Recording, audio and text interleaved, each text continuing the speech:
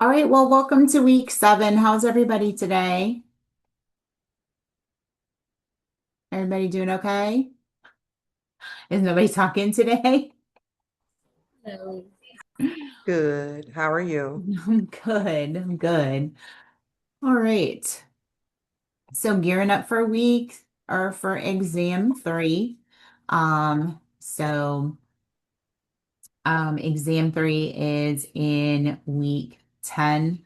And so you have one exam left. And then of course your HESI.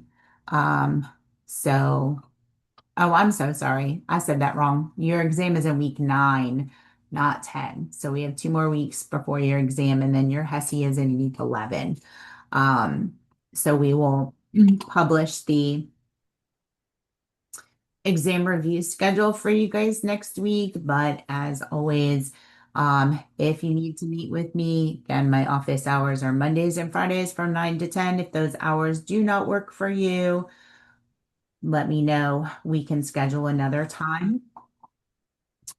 Just send me an email with some days and times that you guys are available, and we can meet to go over any information. Um, but with that being said, again, you have my email, you guys have my phone number. If you need to reach out to me, please do so. Again, there's one exam left, and then of course your HESI. So has everybody been looking in their HESI book?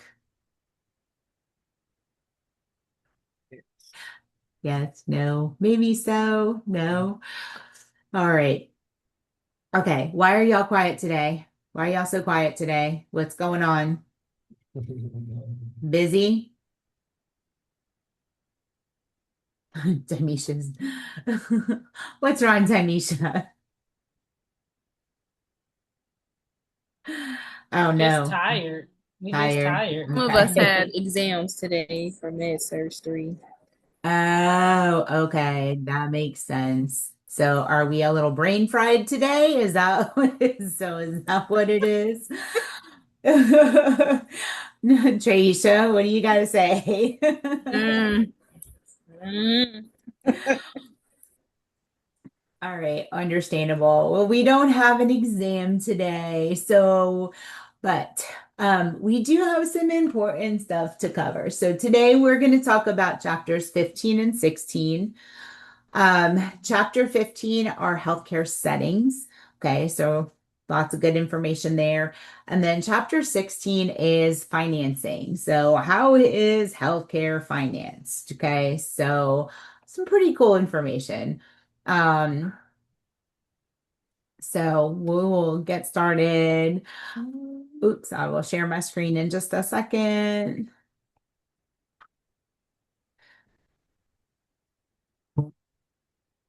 All right, let me move this out of my way. All right, can everybody see the PowerPoint? All right. So healthcare settings. All right. So we know not all healthcare is, in the hospitals. There's obviously other places that we can provide healthcare. So the first thing that we're going to discuss, and wow, that is super small. So I'm going to make that really bigger, really bigger. English is not working for me today. Make it bigger, not really bigger. Um, we got some more people coming in. Give me, all right. So when we look at the healthcare settings, okay, again, not all of them are the same. They can vary in size, they can vary in their focus, their quality of services. They can also vary sometimes in how they are funded. All right. So understanding some of this too as you get prepared to enter into the workforce of nursing, understanding a little bit about the different types of facilities that are out there also may help to, kind of point you in a different direction. So this is a nice little chart. This is a comparison of the healthcare agencies in public and private sectors. Okay. So there are a variety of different ownerships, I guess, would how you would be the best way. So we have public, which are government. We have private entities, and under private entities, can't say the word, that includes both profit and nonprofit. All right, so here are some of the differences. Okay, so this outlines the support, like how, where do they get their money, the services, the additional services they may have offer, their accountability, and how their programs are determined. Okay, so when we look at public, okay, we have official government agencies and we have non-official or voluntary agencies. So government facilities are supported by tax money. Okay, so we pay your taxes. That is where they receive their funding from. They offer programs of disease prevention as well as wellness promotion. They sometimes will direct services of healthcare as well. Their accountability is to the taxpayers, right? Since, taxes is what helps fund them as well as the government. And they offer both mandated and unmandated programs or non-mandated programs. Your non-official or voluntary public healthcare agencies, their support is from voluntary contributions as well as fees for service, right? So you seek healthcare at one of these facilities, obviously there's going to be a fee for their services. Their primary service, though, is going to be research and education. They will offer direct healthcare services as well. They are accountable to their supporters, their boards, and they are determine their programs by their supporters' interest. Okay. So again, it's voluntary, excuse me, it's voluntary contributions and fee for services. So those people that are contributing, okay, they're going to have a say in what their programs are going to be offered. And we have private healthcare systems. Okay, those are fee for service. You go there, they don't have any contributions, they don't get support from taxpayers. They are primarily fee for service. Their primary services, curing illnesses and diseases. They also may do disease prevention and wellness programs, and their accountability is to whoever owns them. Okay, so the owner is the one that they are going to be accountable to. And the goals of the organization is going to determine how they determine what programs are going to be offered. So a little bit more official, again, government healthcare agencies. These are generally nonprofits. Okay, so they are tax supported again. So they're accountable to their taxpayers as well as the government. They offer disease prevention, wellness promotion programs. They also may provide some direct healthcare services. Again, your voluntary are nonprofit. They rely on contributions, voluntary contributions. They charge a fee for service. They also um, do research and education. That's their emphasis. And they all may offer some direct health services as well. And again, their activities are going to be determined by where they get their funding from, right? So in this case, it's going to be the supporter interest. So those volunteers that donate their money are going to be the ones that are going to, right, determine what programs are going to be offered. So public healthcare agencies. So these are official government agencies. Everybody's heard of the public health department or the health department, or, may call it something maybe a little bit different in the area that you live in. But the official government agencies down at the local is your city or your county health department. All right. So the official health agency at the local level is the city or county health department, and they are funded by local tax money. As well, they may get some subsidies from the state as well as the federal levels of government. So, I don't know if anybody has ever been to their local health department. Excuse me. Um, they carry out state laws or mandated programs concerning community health. They also have some non-mandated programs like health promotion programs. And then in collaboration with other government agencies, they respond to community health issues, like there's an outbreak or something along those lines. So, I'll give you an example. So during my bachelor's program way back in the day, um, we took a community health class and I was not in a pre-licensure program, so I was already had my RN. So I was in a post-licensure BSN program. So we didn't have a whole lot of clinicals, but we had to do clinicals for community health. And then there was one other class that we had to do clinical for. I don't remember what it was. So for my hours for community health, I spent a week at the health department in various departments. So at the time, again, this was a long time ago, but they had a lot of different programs. So when we look at outbreaks, so one of the days I got to spend a couple hours with the epidemiologist, and so she was telling me that there had been an outbreak of salmonella related to it was actually poorly cooked chicken at a wedding, and so there was a few hundred people that had gotten sick from salmonella, right? So if there's an outbreak, the health department responds, right? They had to do an investigation to determine, right, where the outbreak started, what the common denominator was, and that's how they were able to link it back to that wedding. Right. But the goal is, right, when we have an outbreak of a contagious disease, we want to try to limit it, right? Don't want it to continue to spread. And then, if it had gotten really big, right, then we would have, they may have had to call in some additional help, right? So from some other government agencies. When we look at the state level, each state also has a health department, a state health department. The state health department is funded by state tax money. Okay, so it's funded by state tax money. It also too may receive some money from the federal government, right, in the form of subsidies to keep some of their programs open. And then we have the federal level. Okay, so the official health agency at the federal level is the U.S. Department of Health and Human Services. It is funded by federal tax, federal taxes. All right, and the agency head is appointed by the President of the United States. Okay, so that person is going to advise the president in health matters that are occurring within the United States. It has 11 operating divisions, okay, and 8 of those are agencies are in the U.S. Public Health Services, okay. So some of those federal agencies, we have the FDA. Now, most of you probably have heard of the FDA. If you've taken pharmacology, you've heard of FDA.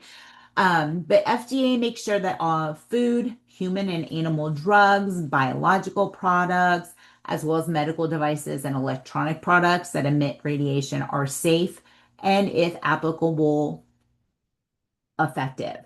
Okay, so when we look at FDA, this would include when I say, we talked about, obviously human and animal foods and biological products, but medical devices, all right? Your pacemakers, defibrillators, your hip implants, ankle implants, knee implants, shoulder implants, whatever type of implants, okay? It also has to be FDA approved. All right. So that is something that's really important. It has to go through that FDA approval process before we can implant it in anybody. We have the Centers for Disease Control and Prevention, the CDC. So, it provides leadership in health prevention as well as promotion programs. And as we know, think back to COVID, it also responds to public health emergencies, right? So, we got updates from the CDC, right, during the COVID outbreak, and everybody was kept pretty well informed. We have the National Institute of Health, or the NIH. Okay, so the NIH, it funds biomedical research. It has its own labs, but it also funds research in private research institutions, universities, hospitals, even in the private industry as well. They also train new researchers. They promote collecting and sharing of medical knowledge. And so it has like 27 institutes and centers, and it also includes the National Institute of Nursing Research. Okay, so nursing has its own little, well, it's not little, but has its own research institute. Other agencies that would um, be considered voluntary or what we consider non-official healthcare agencies. And a lot of people have heard these, right? So we have the American Cancer Society, the American Diabetes Association, the American Lung, American Heart, Alcoholics Anonymous, La Leche League. There's also like um, what else is out there? We have ALS, we have Alzheimer's Foundation, Easter Seals, Narcotics Anonymous. There's, there are a variety of, volunteer, non-official healthcare agencies out there. And these are good to know, okay? Because for our patients, right? So newly diagnosed or not even newly diagnosed, but patients that have cancer, diabetes, heart disease, lung diseases, right? These are really good places for people to get information, okay, to get support. These are, just an additional resource, and I think everybody has seen that a lot of them do fundraisers, right? They have walks and runs and all those other types of, to uh, what's the word I'm looking for? Raise money for research.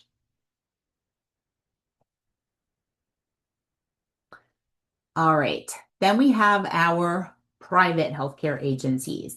And these are probably going to be a little bit more familiar to you. Um, And this is the majority, right, of our healthcare agencies. They can be for profit or they can be nonprofit. All right. So it really just depends. Their goal is curing disease and illness with a recent emphasis on disease prevention and wellness. And again, most people get their healthcare through private providers, right? So they, are a little bit different, right? You go to your primary care provider, and not everybody has a primary care provider, but you go to your primary care provider, and they're the ones that are going to kind of send you in the right direction, right? So if you hurt yourself and let's say dislocate your shoulder or you hurt your shoulder, right? Your primary care is going to put an orthopedist referral in for you, right? So they're going to direct the care that they need. Um, and generally speaking, right, there's going to be some sort of a, fee for service. We'll talk about the funding for healthcare in the next chapter. But, there's a variety of different, some of these are freestanding clinics, some of them may be attached to a hospital system. Um, you also have private practice nurses. And so this is becoming more, more common as well. Um, there are advanced practice nurses who counsel individuals on healthcare issues. This is a lot in your rural areas where physicians are sometimes difficult to obtain, or, so you may see like your advanced practice nurses in those rural areas providing healthcare, directing healthcare, to those in those rural areas. A lot of providers, not a whole lot of medical providers in those rural areas, right? So those fill in the holes. So when we look at the different types of hospitals, all right, we're going to talk about them. So community hospitals. All right. So community, when we look at these include non-federal, short-term general and specialty hospitals. All right. So most community hospitals are short-term. So they provide a wide range of medical services, but they may not have specialists to treat more serious conditions. All right. And so in those situations, if they have serious or an unusual medical condition, um, then they may have to be sent right to another area for care. We have specialty hospitals. Hospitals often offer services related to a particular disease or condition, right? So, like your trauma centers, OB, GYN, ENTs, rehab, orthopedics, right? So, they're more specialized. And that's just a couple of them. With those specialized hospitals or specialty hospitals as well, you have access to highly skilled specialists with advanced knowledge, right? So, they're, within that specialty, right? So where you go. Voluntary community hospitals. Um, so voluntary community hospitals, these are like community associations or religious organizations that operate nonprofit community hospitals. So give me an example, because I know everybody should know one of these. Give me an example of a community association or a religious organization that has a hospital.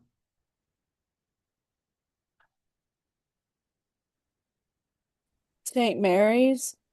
Okay, St. Mary's. What are the ones you see on TV all the time? Oh, St. Jude. That's what I was thinking There of. you go. Right, St. Jude's. What's the other one? I don't know if this is religious or not. I don't know enough about this one. They wear hats. They look like, I don't know, they're not square. They're kind of the Shriners Mormon? Hospital. Shriners. Have you guys seen the commercials for the Shriners hospitals? They wear like these, I don't know what kind of hats they're called. They're not square. They're like they're like a comb, but it's flat on top instead of pointy. Um, but with Shriners Hospital, like St. Jude's, everybody, usually will recognize St. Jude's, right? Because they have telephones all the time. Um, so they're, reach out for, community assistance to fund. So those voluntary community hospitals, they are heavily dependent on gifts and donations to supplement their sources of revenue, right? So if anybody has watched or listened to the St. Jude's telethons and things like that, um, they don't pay, like the patients generally don't have to pay, right? They are, their care is covered by those donations. And with those, they generally will have a board of trustee, as well as a paid administrator that manages the hospital. Your federal or state government or public hospitals. So, public hospitals, these are going to include your Veterans Health Administration. It could be state, county, or municipally owned and operated nonprofit hospitals. This also includes hospitals for people with serious mental illness. They are funded by federal, state, or county funds. So when we look at some, I don't know, and if anybody has one, but your state psychiatric facilities, right?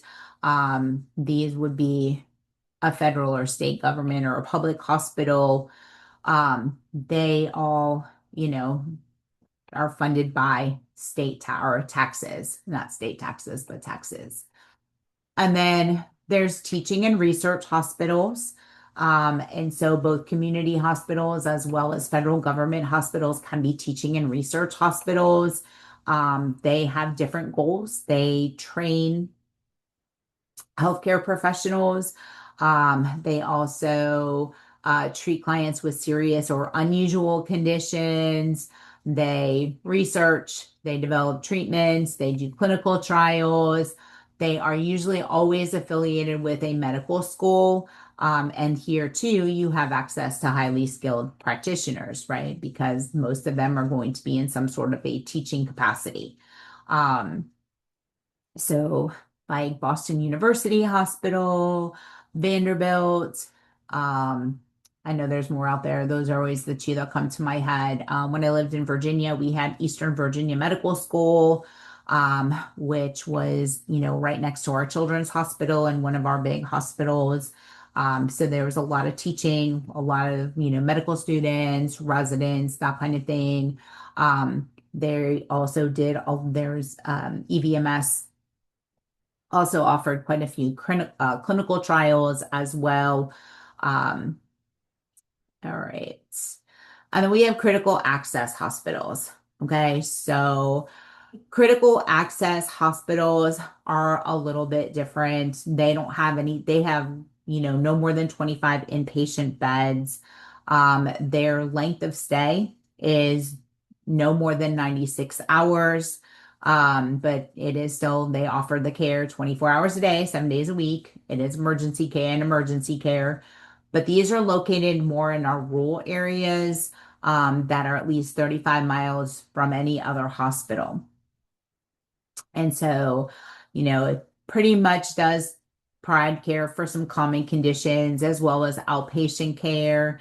And then in, severe emergencies, they will stabilize them. And then if they need to, they can transfer patients to a larger healthcare facility, to treat some more, complex, conditions or traumas, that kind of thing that they cannot handle. And then we have our ambulatory services. So, ambulatory services, these are outpatient hospitals, they're nursing care centers or HMOs. I'm trying to think what else this is care that you may get in your healthcare provider's office. It could be a freestanding ambulatory center, your urgent care centers, your nursing, like I said, nursing care centers. Um, so they are often less expensive. And they are for people who live independently or cared for at home. They do assessment, treatment. They also do care coordination as well. I know everybody has seen, right, some of these in in their communities. Um, Outpatient clinics. They provide follow-up care to clients after hospitalization, right? So just because you're discharged from the hospital doesn't mean that you still don't need to have some care, right? Need to have somebody that is following you. They manage diseases on an ambulatory basis, right? For those that don't need to be hospitalized.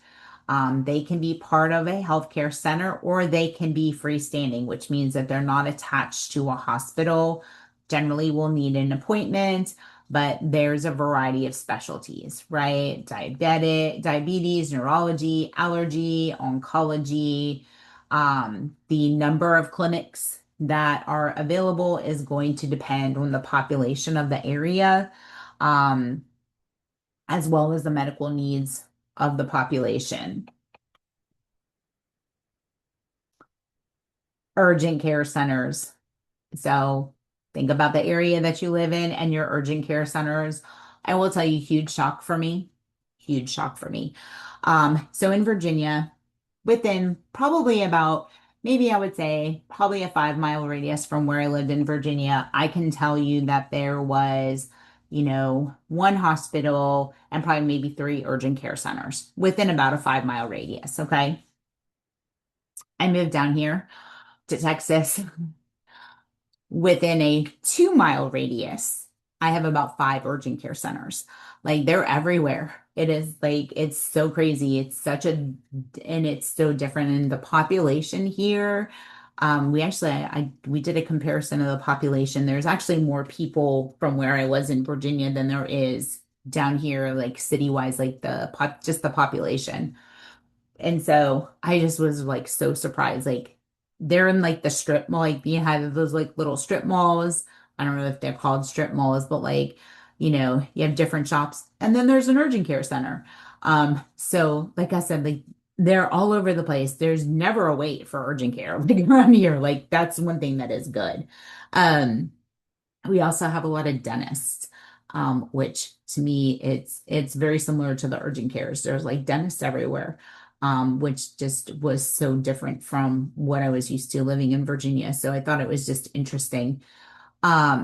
And then all the urgent cares, like some of them are freestanding, some of them are affiliated with a hospital. So it's just really interesting how different areas, right, are going to have different services. Um, but urgent care centers, these are generally walk-in clients, right? But one thing that we have found with a lot of these urgent care centers, um, a lot of them will use their urgent care center as their primary care provider, instead of having like a regular doctor, in a doctor's office. They may use the urgent care center for their health, for their primary health care. Or if they don't have a primary health care provider, then, they can just use the urgent care. Um, the A lot of it is it's used by clients who desire more convenient services, especially those outside of regular office hours, right? Think of a doctor's office. What are they open? 8 to 4, 8 to 5, 9 to 5, somewhere along those lines. And if you work 9 to 5, right, and you have the ability to, take time off to go to the doctor, or, like somebody, if you're in clinical that day, right, you need to make a doctor's appointment, right? You want to try to make an appointment outside of your clinical hours, right? So you're looking something for, the evening hours.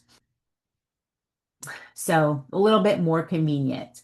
The names is also going to reflect the type of care that they provide. So convenience clinics, express care, quick care, urgent care. And I thought another thing, so, and I don't know if this is new. I mean, I don't know. This is the first time I've seen it.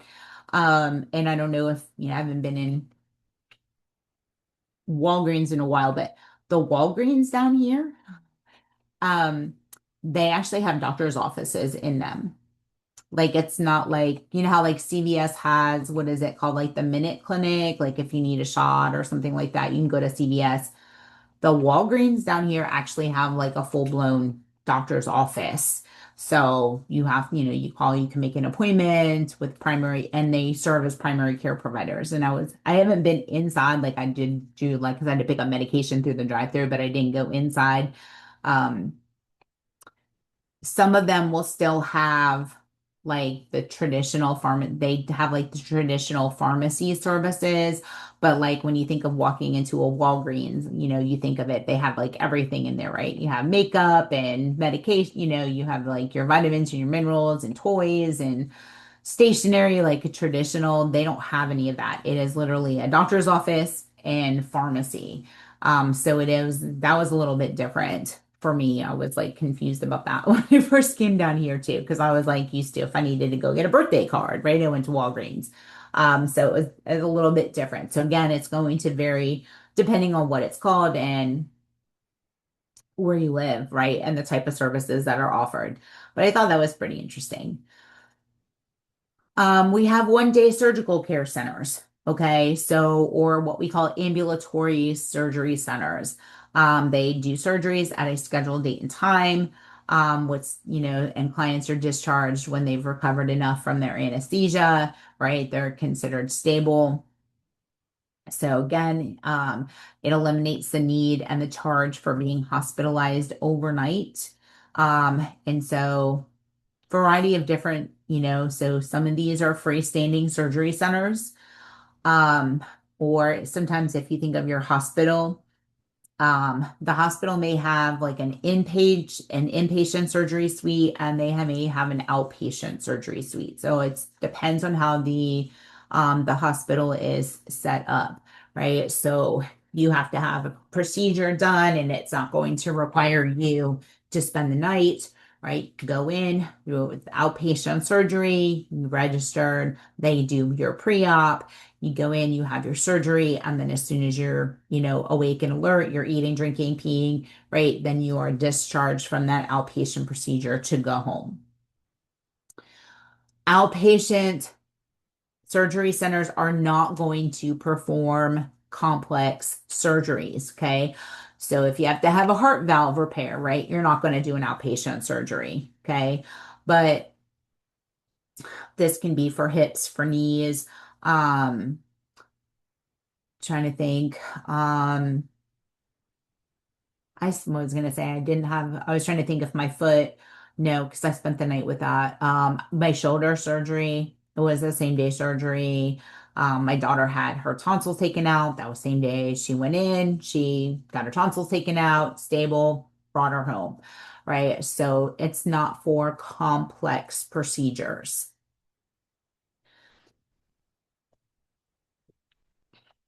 Then we also have free clinics. So they can be free or they can be reduced free clinics or reduced fee clinics. Sorry. And this is another way that can provide primary health care. And so these are generally for people who can't afford traditional healthcare services or they're more reluctant to use the traditional services. Most of the time, the cost is going to be based on their income. All right. They also may have an age or an income limit, right? So, if you make too much money, then they're not going to offer your services. They usually will have a salaried administrator, so somebody that kind of runs the clinic, and then healthcare providers and nurses are usually going to be on a voluntary basis. Okay, so doctors and nurses that volunteer their time to help in those free clinics. And there's a volunteer board that will make policy decisions for the clinic. Now, free clinics, some areas may have, quite a few free clinics that are available to treat the lower income population. Other areas, may not have that many. I will say, where I was in Virginia, we had one, okay, in our area, and it was not in a localized location either. So it was a little bit harder for some people to get, especially if they didn't have transportation. But again, this is going to, based on the population within the area and the number of providers that are willing to offer their services. Community-based care. So one of the big ones is our skilled nursing care. So skilled nursing care, we are, they are provided, the skilled nursing services are provided usually by RNs, and then the nursing services are provided by LPNs under the supervision of the RN. But we have long-term care facilities that help people who have disabilities or chronic medical needs. And skilled care is considered care that is medically necessary to improve the quality of the client's health or to maintain or slow decompensation of a client's condition. All right. So we have to look at, what are the, skilled needs is going to determine if they are going to require skilled nursing services. We also have home health nursing, right? This differs from hospital and long-term care. So that there's an increased focus on relationship-centered care. So the family, the client's environment. The purpose is to promote, maintain, or restore health or minimize the effects of illness or disability. A lot of this is teaching the client as well as the family self-care. Um, and they have to be homebound and they have to have a skilled requirement. Okay, so when we look at skilled nursing, they will need, wound care, tube feedings, oxygen, trying to think what else, PEG tubes, G tubes, NG tubes, trachs. Those would all be skilled care services. If they need physical therapy, occupational therapy, speech therapy, there's also medical social services that can be involved, and depending on what their needs are and, if it's covered, they also may be eligible for home health aid services. So what is the difference? I'm going to ask, what is the difference between a home health aide and a CNA? Has anybody heard of a home health aide before? Anybody know the I difference? work as a home health aide, Okay. and the difference is really with home health aide, you really do focus more on building a good patient relationship and also like um assisting like the family or whoever their caretaker may be, and also teaching them, like you said, what they could maybe do better as a routine and helping them. It's a lot of companion care too. Right. And it's Um, non-medical right. a It's lot of the primarily time. non-medical. Yep. So it could be helping with, I mean, you can still help with transfers.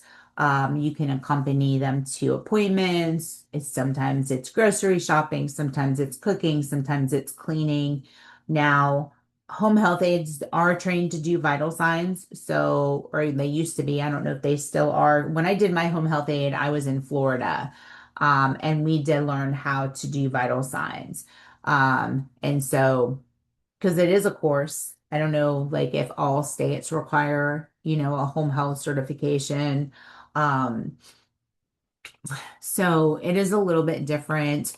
They're not going to, excuse me. Again, like Alma said, it's more of assistance. It's building the relationship with the family and assisting them in certain things. Like I had one client, the only services that I provided to the client every morning, I would stop by, I would help them get their daughter up out of bed because it was an elderly couple that was taking care of their daughter. So I would go in the morning, I would help get them, transfer her into a chair, her wheelchair, sorry, and then um, in the evenings, I would go and help transfer her back into her bed. Like that was the only services that they required. The parents were still, I mean, they were older, they were elderly, but still highly functioning. They just could not. And for some reason, they weren't able to get a lift. I don't remember what the whole reasoning was behind that, but those were the only services they required. They didn't need help with shopping or anything else for her. So it really just depends on the situation. Skilled nursing services, so a little bit more about that. Again, those are provided and directed by the RN. The LPN will provide the basic nursing services under the supervision of the RNs. And so depending on what your Nurse Practice Act or your state regs or agency policies, whichever, LPNs are able to provide a lot of the home health services. Okay. The biggest thing here is coordination of care. So, coordinated care is focused on achieving the highest level of functioning for the client. And so, again, the RN is going to develop that plan of care and then work together with the LPN. So, some of the things that are performed, obviously, teaching, supervising, administering, or preparing medications for self-administration. Okay, a lot of the goal for home health is education, right? We want to get that family to be able to be self-sufficient. Go in and give injections. We can do glucose testing. We can help with creating a safe environment, right? Going in there and doing a home assessment, right? How can we make this a safer environment, right? Removing, recommending removing clutter, right? Throw rugs, recommending that they put handrails in, right? And then some of the treatments that would be considered skilled care. I missed ostomy earlier, but ostomy care, right? If they have a urostomy, a colostomy, nephrostomy, wound care and dressings, bowel and bladder retraining, oxygen, respiratory care. So a variety of different services could potentially be offered within by skilled nursing at in home. Some of the other types of services, community health nursing services. So the major focus of community health nursing is to improve the health status of communities or groups of people through public education, screening for the early detection of disease, and services for people who need care outside the acute care setting. So community health nurses work with, different populations. They, focus on prevention and modifications of health issues. So this could be like your occupational health nurses, your school nurses, but it also could be as part of, an outpatient clinic. Okay, so variety of roles for those community health nurses. Adult daycare centers. Anybody heard of an adult daycare center? These are amazing. So adult daycare centers provide services for those who need supervision because of physical or safety needs, but they are not a candidate for a nursing home or a long-term care facility. Generally, with patients or clients that go to adult daycare. These are people that live at home. They may live with family members that would provide care in the evenings and on the weekends. But for whatever reason, it's not safe to leave them at home during the day. Okay. So whether they're at risk for falls, maybe if they have like dementia or altered cognition, sometimes they can do it even just for the socialization, right? To get them out to socialize them with people that are a little bit closer to their age. So again, they have, supervision in the evening hours and the weekends, but, they need assistance during the day. And so the purpose for your adult daycare programs is for mental stimulation, socialization. They may get some assistance with their ADLs as well. They have a nice, safe environment. Depending on the adult daycare, some may include transportation, meaning they'll come pick up the person in the morning, bring them home in the evening. Meals are usually included, at least one meal is included. They'll have activities, they'll, just for socialization as well as some rehab activities. The supervisors for your adult daycares are usually either social workers or registered nurses. They'll also may have some CNAs and, personal care assistants that are employed as well. Volunteers may help out. And then even some of the larger ones will have LPNs assisting as well. These are great alternatives, if you think of some of your loved ones who are, older adults that are stuck in the house, during the day and really not able to get out and about. These offer some really good alternatives for people, especially if, like I said, they're being cared for at home and, their caregivers have to work. So if like you're taking care of mom or your dad or your grandma, aunt or uncle, whatever it is, this does offer an alternative, so it is pretty cool. Um, there's quite a few different programs out there. I guess PACE is one of them. Has anybody heard of PACE? It's a program for all-inclusive care of the can't even say it, elderly. So, there's, some do have a larger fee that's involved. Some, it just really depends on, the situation, what you're looking for. When we look at, there's also residential care homes. So residential care homes, these are a little bit different. Um, these are for patients that have some occasional mild cognitive or mobility issues. They may also have some other like cognitive issues. And these with residential care homes, it depends. I have seen some more look a little bit more institutional like, but a lot of these are like private homes that have been converted. So again, when I lived in Virginia, I had one of my neighbors across the street. She actually owned a medical transportation business when we first moved there 30 something years ago. So she did medical transportation for a long time and then she switched. And so she actually bought a couple of their houses. And she made those into residential care homes. And so I've learned too, since moving down here, that the requirements are different. So up there, they're inspected very frequently, or were inspected very frequently to make sure that they were up to par. Down here, I found out that they are not. It's a little bit different. Again, depending on where you live and what's going on in the area. But ours, they don't do as many like frequent inspections on the homes.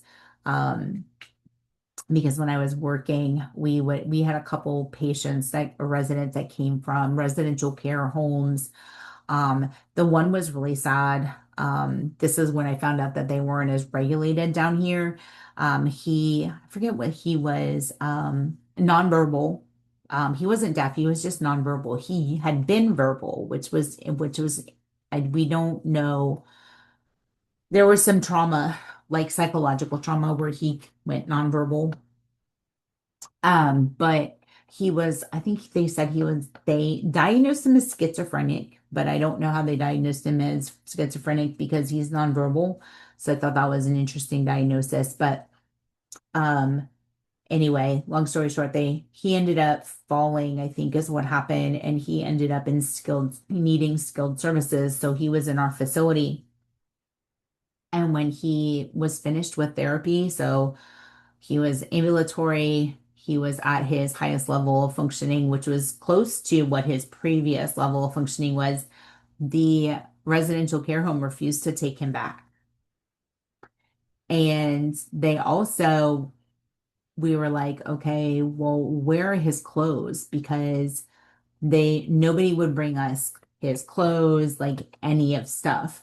So we had to, if you work in a long-term care, you kind of borrow from residents that are no longer at the facility anymore, right? For those that don't have, but this gentleman had lived in this residential home. I think they said for like he wasn't old. I think he was only in his, if I remember correctly, he was only like in his early 40s, but he had lived in that same home since he was 18, and you can't tell me he didn't have any clothes. Like they refused to bring anything.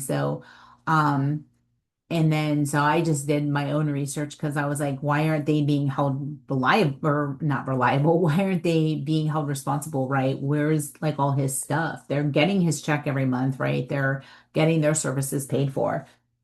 But they refused. They wouldn't bring us any of his clothes, nothing. It was horrible. I felt horrible for him because he was very tall and he was very thin, and we didn't like the clothes. The staff, we were going out and buying him clothes, and things to make sure that he had stuff because, again, like I said, and then they wouldn't take him back.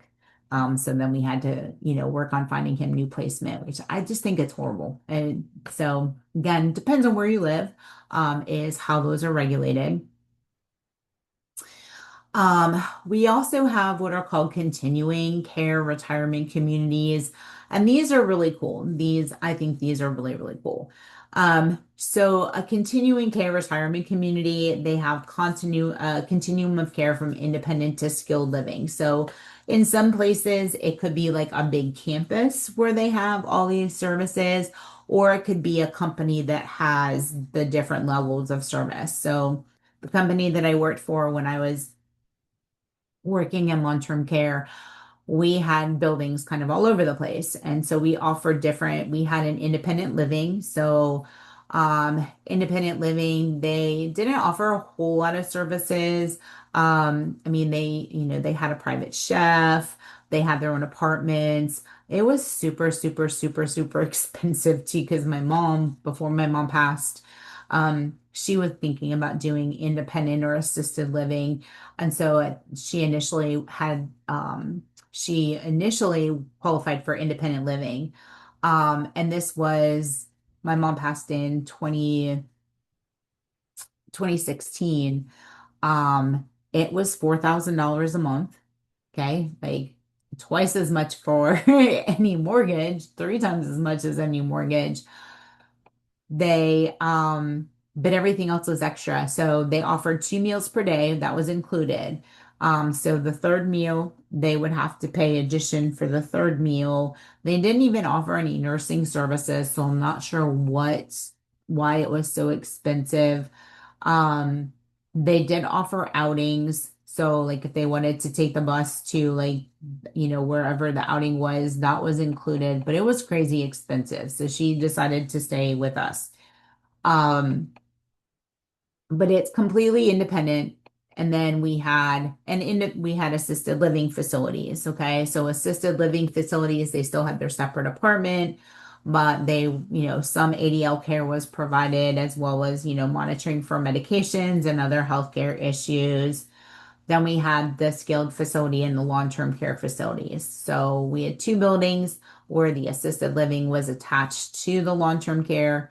And then we had other separate ones. There was another one, and this place was really cool.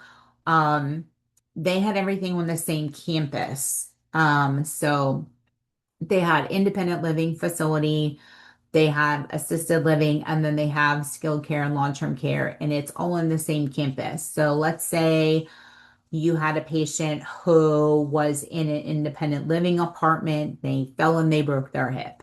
Okay, and they go to the hospital, they get their hip replaced, whatever, have surgery, then they can go to the skilled care side, get their skilled care services, and then they can determine what their need is from there. Can they go back to the independent living or do they need to step down over to assisted living? But they're not far from where they are. So they're still in their community. Okay. They're just moving literally from one, I guess, building to the next. So those are really nice little facilities.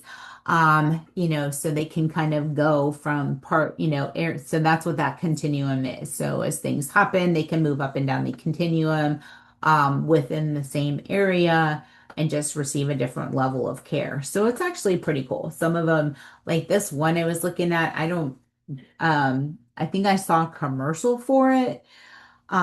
They had like go-karts and swimming pools and like all sorts of activities on the campus. And I was like, I don't even want to know how much that cost. Because it just looked expensive.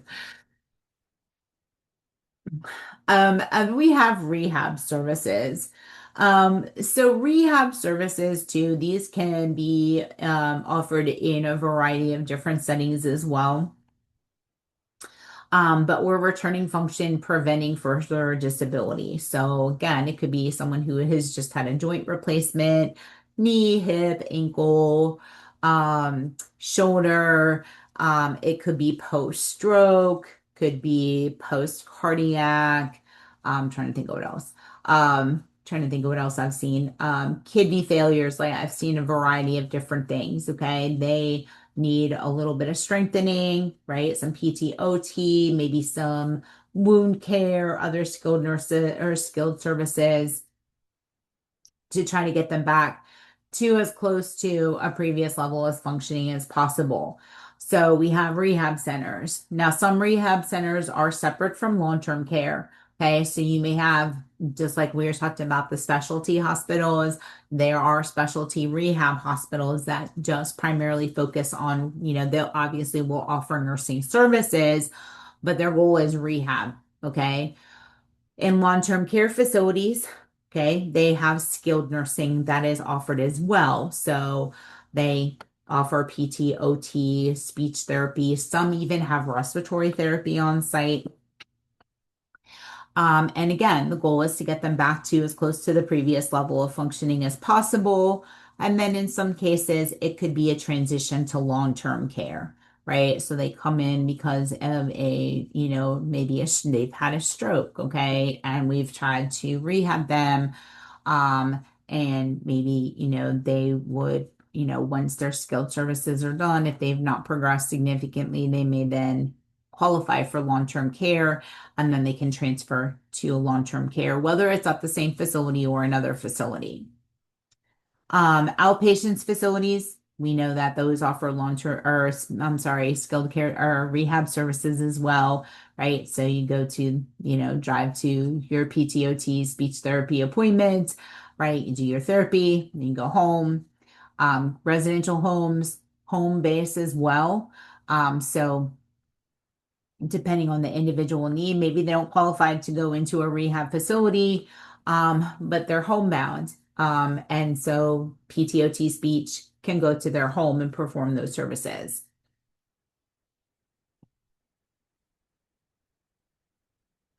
And we have wellness centers. So wellness centers, um, these obviously are going to promote wellness and detect diseases in early stages because we know that if we find something in the earliest or the earlier the stage, the better, right? It improves outcomes, so improves the prognosis for those clients. Other things within those, they may offer some nutritional counseling, exercise programs, stress reduction, weight control is another big one, especially now. All right, I forgot, I didn't realize I've been talking. I know you guys are brain fried. Let's go ahead and take a break. Be back at 3:15.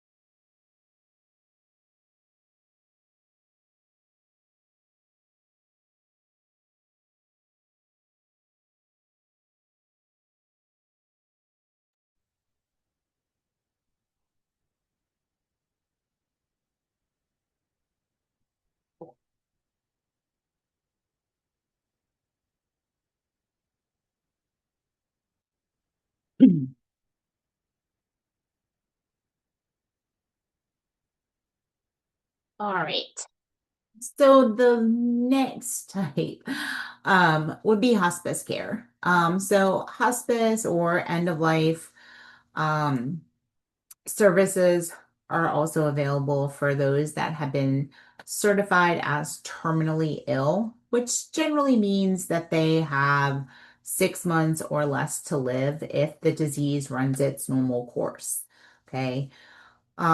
So the philosophy of hospice care is to maintain comfort as death approaches. Now, I want to say with hospice care, um, um, what do you call it? They have to have that terminal diagnosis, okay? Um, does it mean that they have to die within 6 months? No. Okay. I've known people that have been in hospice for a couple years. They just have to have that terminal diagnosis. But it's death with dignity. Okay. So the primary philosophy is to maintain comfort as death approaches. And there's also a variety of places where hospice can be offered. It can be offered in the hospital, it can be offered at home. There's also freestanding hospice homes that also they can go to a home if they don't want to die in their personal home. There are hospice homes. Hospice can be offered in long-term care facilities as well. But again, it's maintain comfort as death approaches. And so, and there's usually a team that is going to take care of this person. So RNs, LPNs, home health aides, CNAs, volunteers, um, but the care is tailored to that specific person's needs and requirements. Palliative care is a little bit different. Okay. Hospice care, they have a terminal diagnosis. Okay. With palliative care, they do provide comfort care. So it is similar to hospice. But the difference between hospice and palliative care is often initiated at the onset of treatment and it can be accessed at any stage of the illness, whether they are terminal or not. So from diagnosis to cure. Um, and so they can receive palliative care and still receive or life-saving treatments or life-saving implementations. Not all palliative care is hospice, but hospice clients also receive palliative care. So another thing that was interesting when I moved down here, I've worked with many hospice patients in my time as a nurse. Um, and down here, there are still many hospice patients that are full codes. So if something happens, we have to provide, CPR and all of that, which I thought was very interesting, right? Since we look at hospice care is caring for those that are terminally ill, providing comfort as death approaches. But many were still considered full codes. So if something were to happen, we would have to do CPR. So that was a difficult transition for me, because primarily when I worked with hospice patients in the past, right, they had all been DNRs, and kind of went through that too. So it's just interesting. So you always wonder, you always make sure that you know what your code status is of your patients. But palliative care does provide quality of life to patients and their families by relieving symptoms and stress of a serious or a debilitating illness. So, um, it can help with loss of appetite, pain, nausea, sleeplessness. And they also can provide help with healthcare decision making, support of family members. Um, think of like an example of palliative care is somebody that is um, on chemotherapy, okay, because of a cancer diagnosis. And they have severe nausea and vomiting and not tolerating any oral feedings, right? This could be IV fluids. In some cases, too, it could be putting a G tube in, a PEG tube. So they may not be terminal, all right, at that time, but we are just providing them some comfort measures in order for them, to feel a little bit better. All right, so those are all the different types of healthcare facilities or healthcare settings. Does anybody have any questions? Everybody is good? All right, so we'll get into chapter 16. So chapter 16 is going to be healthcare financing. All right, so this is, how do we pay for healthcare here in the United States? So I will share my screen again. All right, so the U.S. healthcare system. All right, so when we look at the U.S. healthcare system, it has been described as a poorly organized and complicated maze of services that lacks preventive care, wastes resources, and is very expensive. Okay, not entirely untrue. Um, so there's some historical trends that help us understand how it evolved. So back in the 1960s, the healthcare providers' key role in healthcare decision making combined with a fee for service payment model contributed to spiraling healthcare costs, right? So basically, what does that mean? So you go to the doctor and it was a fee for service. So whatever the service was, you need a physical, this is how much it costs. You need a shot, this is how much it costs. You need wound care, this is how much it costs. So it was a fee for service. And what happens with that is, right, start charging more for services, right? So increase in how much those services cost. And so also too, when we looked at how procedures were ordered, it wasn't really um, always medically necessary. It was maybe it'll help. Okay. And so again, it just caused everything to become very expensive. It was very inefficient. And then in the early 80s, Medicare changed from what we call that fee for service to what we call prospective payment based off of diagnostic related groups. And then other insurances started following. So what does that mean? Right? So a diagnostic related group. And we'll talk a little bit more about this too. But what a DRG is, let's say a patient comes into the emergency room because they're having a heart attack. All right. So a DRG is going to they take a heart attack patient, okay?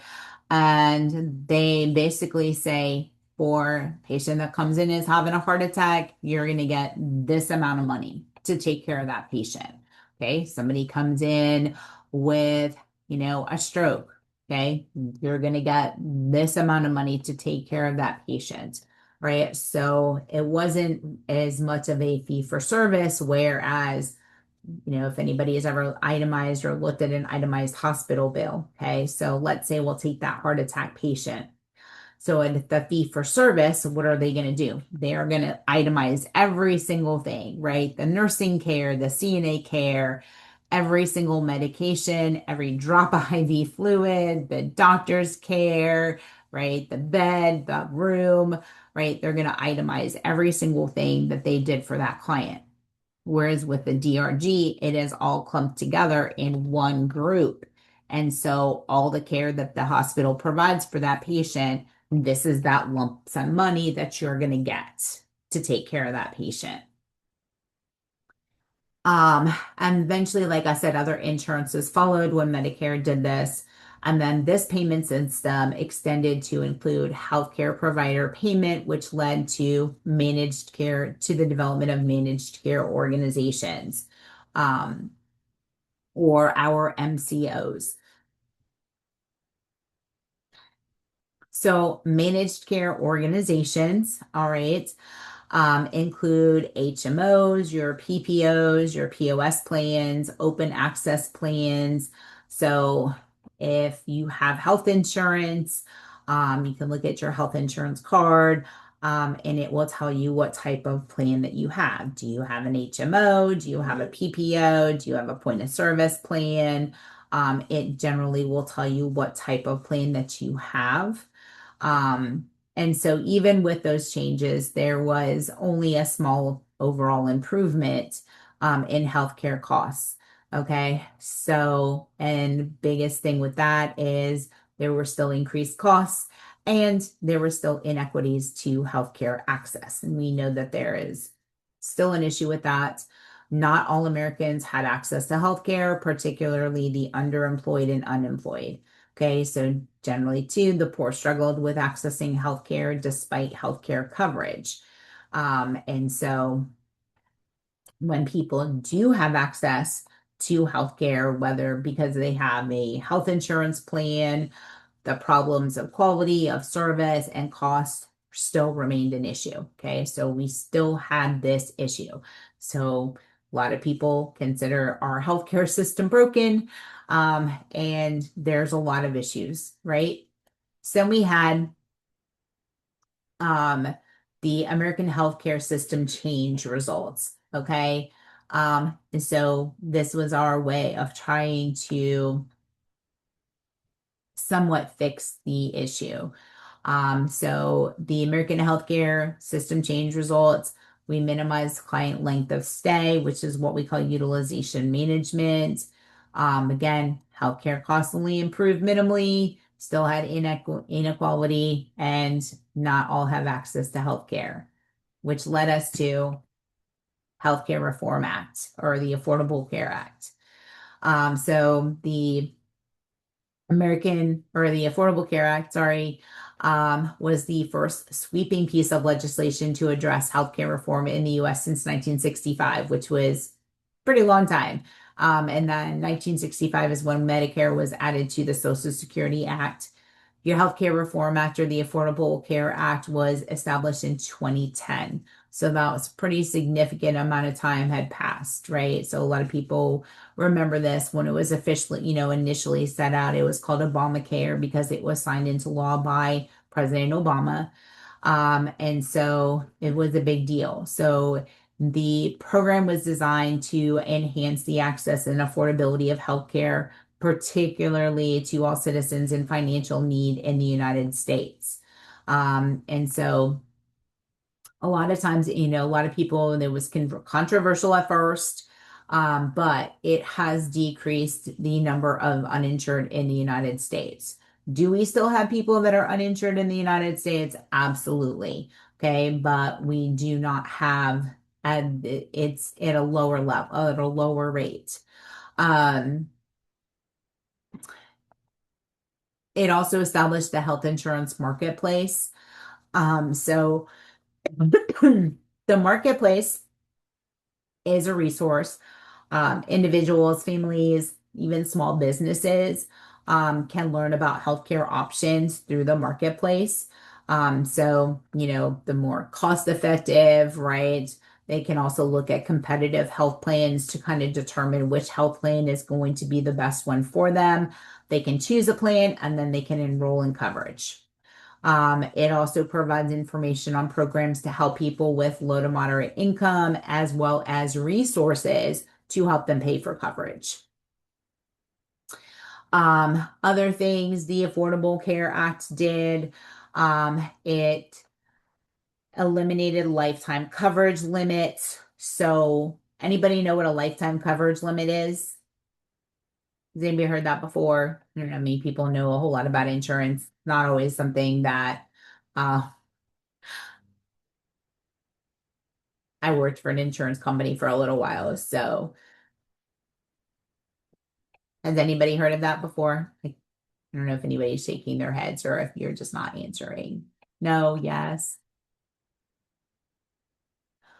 Okay. So a lifetime coverage limit is the maximum amount an insurance company will pay for covered benefits over your entire life. Okay. So once you reach that lifetime coverage limit, then you are responsible for all the rest of the costs for whatever that disease is. So think about that. So I don't know how much lifetime coverage limits were, but let's say you're a diabetic or you have hypertension or I don't know, any other, um, disease process that's going to require chronic care.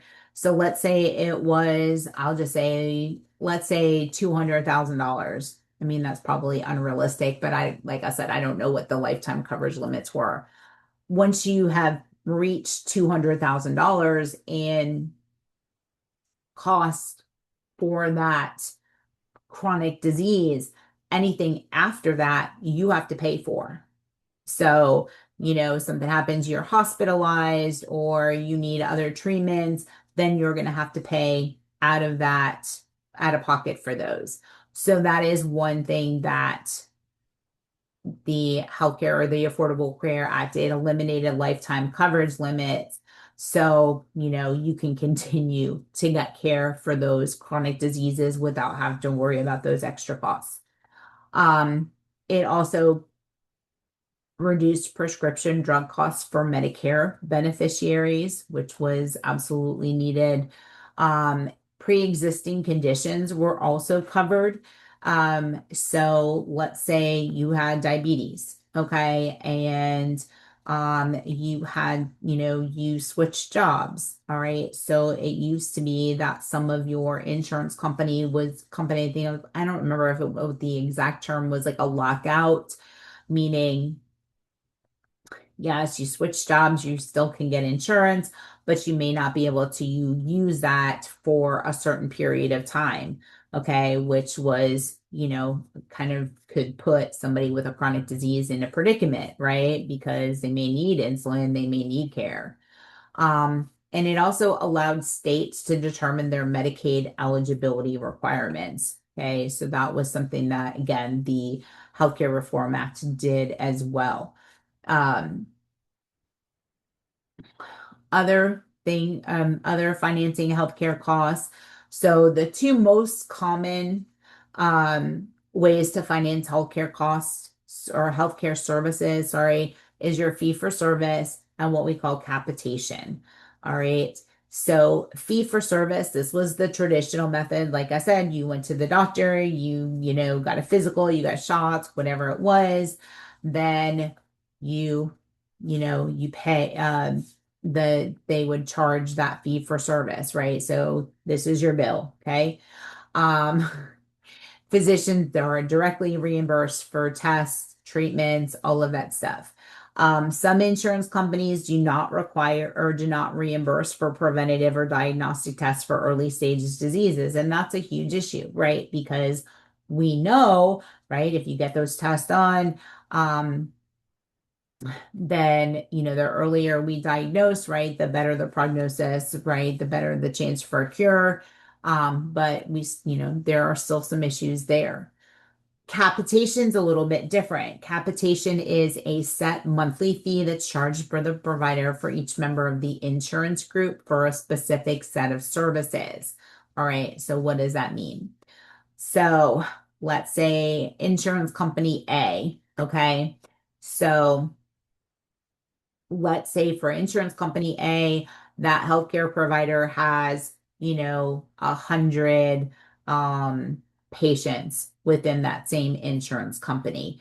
Okay, so that insurance company is going to pay the provider a set monthly fee for each one of those 100 patients, okay, for specific services, right? Well, the goal for that provider then is to um, keep your members healthy, right?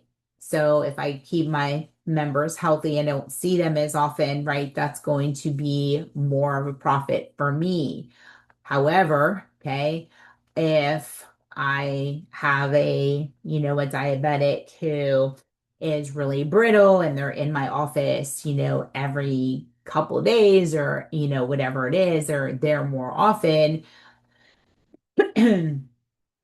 that's more cost for that healthcare provider, but they have to absorb the cost because they're getting that monthly fee for the provide from the insurance. So again, the goal is to keep their members healthy. That is, if I don't have to see them as often, right, that's more money in my pocket.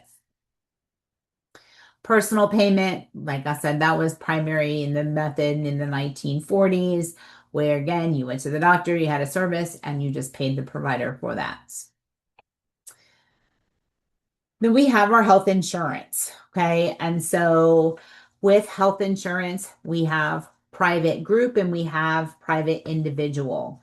All right. So private group insurance is a method of pooling individual contributions for a common group goal, right? To protect them in case of something, they get sick and they have this insurance. And so prior to the Affordable Care Act, a lot of people couldn't afford health insurance. And so again, that the Affordable Care Act definitely improved access to health insurance. Okay. Private group health insurance is offered by most employers in the United States. Okay. So go get a job, when you graduate, or if you have one now, you may have insurance, through where you work. But it definitely helps to cover some of those healthcare costs. So private group health insurance, Blue Cross Blue Shield, um, Cigna, United Healthcare. I know there's more out there. Those are always the ones that come to my head. So those are some of your private group health insurance. Now, the Affordable Care Act does not require all employers to provide health benefits. However, for your larger employers, okay, I think it's 50 or more workers, there is a penalty if they do not provide insurance to their employees. Or the penalty also applies if they provide coverage that is unaffordable. Okay, so I'm going to just go completely random here. So let's say you have take and we know McDonald's is a multi-billion dollar company, okay? So I'm just going to say $10 an hour. So if I work at McDonald's and I'm making $10 an hour, I work a 40-hour week, right? That's $400 that I make pre-tax, right? So that's, again, that's pre-tax, okay? So that's what, 800 every 2 weeks, so it's $1,600 a month, right? Well, I don't know if anybody has ever looked at their health insurance premiums to see how much health insurance costs. But let's say McDonald's, okay, McDonald's is like, I'm going to offer health insurance because I don't want to have to pay this penalty through the Affordable Care Act. But the insurance is going to cost that person $800 a month. Okay, that's not affordable, right? If I'm only making $1,600 a month and you're going to charge me $800 for insurance, that's half my pay, right? So that is why that is there. So employers can negotiate and work with insurance companies, okay, to help improve those costs. Small businesses, so businesses that are less than 50 employees, they actually will get a tax credit if they offer insurance to their employers. Your private, individual, or non-group health insurance, some major insurance companies will offer health insurance to those that are not part of a group. Okay. And then the premiums for those are based on a patient's age and tobacco usage. Right. So there's a little bit different. So private group health insurance, again, this is usually through your employers. And then your individual health insurance is just individual. It's not part of that group. So Okay. these are I'm sorry, did someone have a question? Yes. For Okay. the individual one, could it be like for like an example, if you go to like the healthcare.gov. Okay. All right. Yep. Just trying Like to, if you got insurance through the marketplace, right. absolutely. Okay, just trying to differentiate the two. Okay, thank you. You're welcome. So these are some terms to understand. And so if you've never picked an insurance company before or an insurance before, or you never really understood, these are terms that you really should understand. Premium. Okay. So premium is the monthly fee that you pay for health insurance or healthcare insurance coverage. Okay. So you go to go to choose your benefits. That's one of the things that you want to look at is how much money are they going to charge me every month to have this insurance? Another thing is how is it broken up? Is it every 2 weeks or is it monthly? And I'm going to tell you, I made this mistake once. I didn't end up choosing it, but I had miscalculated when I did it. So, um, I of course, I joined the Navy. I was on my mom's insurance and then I joined the Navy. So I had military insurance. So my first job after getting out of the Navy, and looking at health insurance. So when you look at your premium, let's say we're going to take that McDonald's premium, which is $800 a month. And not totally crazy, but a little bit crazy. All right. Is it $800 a month or is it $800 every 2 weeks? And that's where I almost made the mistake. And it wasn't $800. I can't remember. This was so many years ago. I don't remember, but I had read it wrong and I thought it was a monthly fee. And I had to go back and read it and it was every 2 weeks. Okay. So be very careful. Know exactly what you're paying. Um, so when you look at premium, again, that is how much you are going to pay every, month for your health insurance. Okay. The deductible. Okay. This is the yearly amount that an insured person must spend out of pocket for healthcare services before your health insurance will begin to pay. All right. And so this can be a variety of different numbers.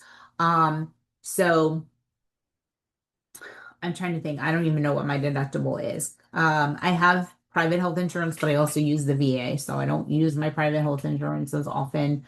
So I don't even remember what the deductible is. But let's say your deductible can be, let's just say $2,000 because that sounds like a good number. Okay.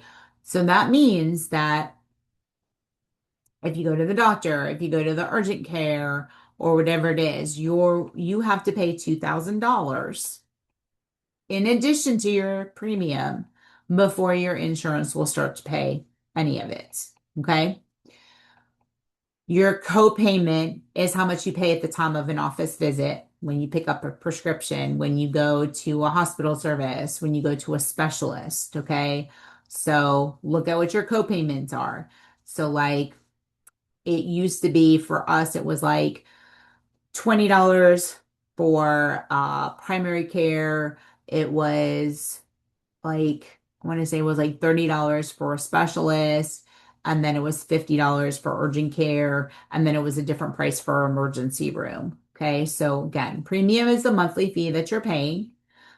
The deductible is how much you're going to pay out of pocket before your insurance is going to kick in. Your copay is what you pay just to go to the doctor, pick up a prescription. And then we have co-insurance. Okay. Co-insurance, once your $2,000 deductible is met, okay, then how much are you going to have to pay? And so co-insurance is usually a percentage. All right. So again, you've already paid that $2,000 deductible. Now, maybe your co-insurance is 80/20. All right. So meaning the insurance is going to pay 80% of the bill and then you're responsible for 20% of the bill. So insurances are not 100% healthcare coverage. Okay. It's going to vary. But like I said, explaining this to your clients, or even understanding it for yourselves so that you understand what your out-of-pocket costs are going to be for your health insurance.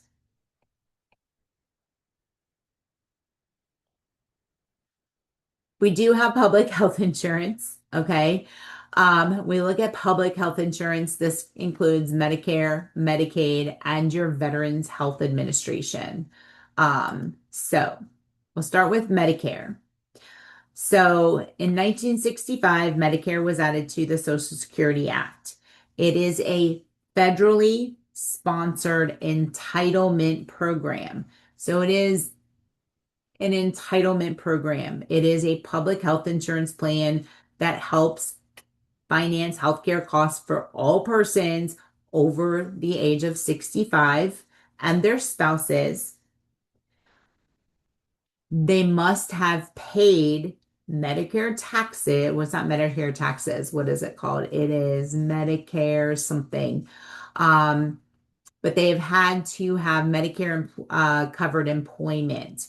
So if you have, I don't know how many people look at their pay stubs. Okay. But you will see there is a Medicare deduction that comes out of your pay. So you have to have paid in for at least 10 years. You also need to be a citizen or a permanent resident of the United States. Coverage is also given to certain younger peoples with disabilities and those that have end-stage renal disease.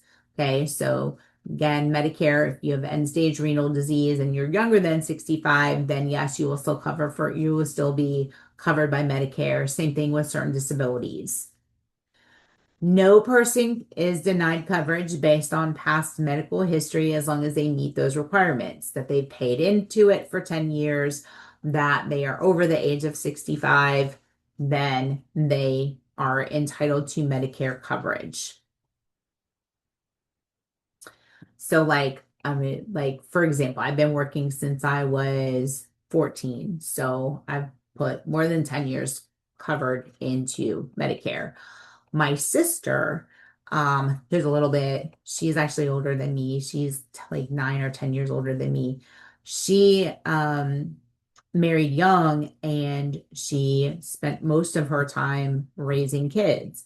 So she's never paid the 10 years into Medicare. So based on that, and by the time she gets to Medicare age, she would not be eligible for Medicare because she never paid into Medicare. Does it make sense? So 10 years, you have to be a citizen or a permanent resident of the United States. Again, it's a federally sponsored entitlement program. There's different types to Medicare, different parts, sorry, not different types, different parts to Medicare. Okay, these can be a little bit confusing, however, still important to understand. Part A is your hospital insurance. So Part A will cover inpatient hospital stays. It will cover skilled nursing facilities, hospice care. It also will cover some home health care. Trying to think what else. Yeah. And then Part B is what we would consider the medical insurance plan. All right. So Part B is funded a little bit differently. So there are monthly premiums that are income related. Okay. So most people, so it's Medicare A is free. Okay. Nobody has to pay for Medicare A. If you get Medicare B, you have to pay a premium for Medicare B. It is based off of your income. All right. Um, but Medicare B is going to cover like go to the doctor's office. All right.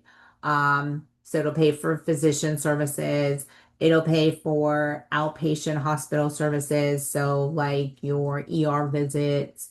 It'll pay for labs and diagnostic tests.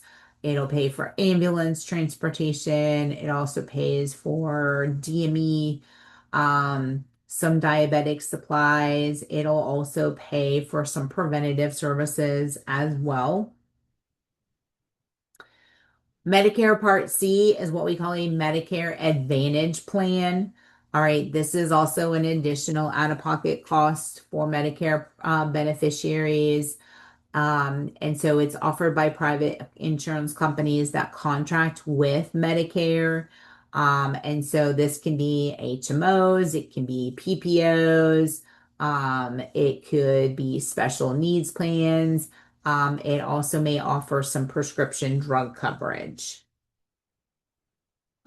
And then Medicare Part D itself is just prescription drug coverage.